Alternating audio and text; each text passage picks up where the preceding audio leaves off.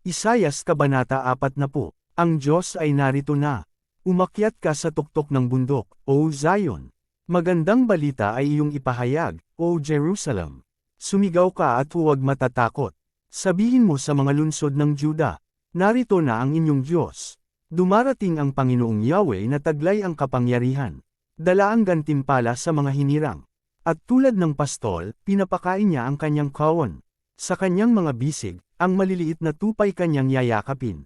Sa kanyang kondanggan ay pagyayamanin. At papatnubayan ang mga tupang may supling. Walang katulad ang Diyos. Sino ang makakasukat ng tubig sa dagat sa pamamagitan ng kanyang kamay? Sino ang makakasukat sa lawak ng kalangitan? Sinong makakapaglagay ng lahat ng lupa sa isang sisidlan? Sino kaya ang makakapagtimbang sa mga bundok at burol? Sino ang makakapagsabi ng dapat gawin ni Yahweh? May makakapagturo ba o makakapagpayo sa kanya? Sino ang kanyang pwedeng sanggunian para maliwanagan?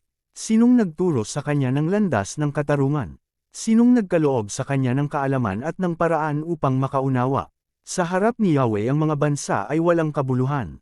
Tulad lang ng isang patak ng tubig sa isang sisidlan.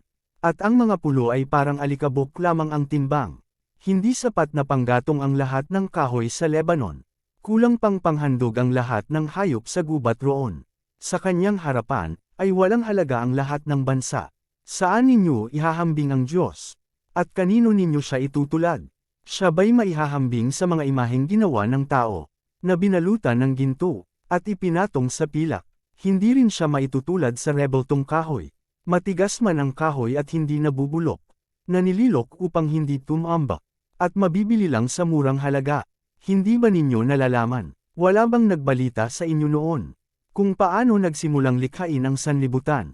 Ang lumikha nito ay ang Diyos na nakaupo sa kanyang trono doon sa kalangitan. Mula roon ang tingin sa tao'y parang mga langgam. Ang langit ay iniladlad niyang tulad ng kurtina, tulad ng tolda upang matirahan.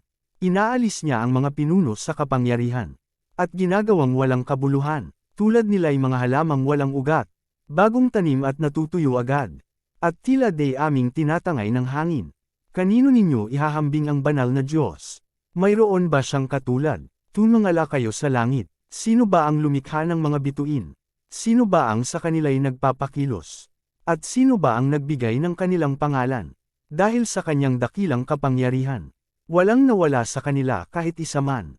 Si Yahweh ang nagbibigay ng kalakasan. Israel, bakit ka ba nagrereklamo? Na tila hindi pansin ni Yahweh ang kabalisahan mo, o hindi ay nalalayan sa kaapihang naranasan.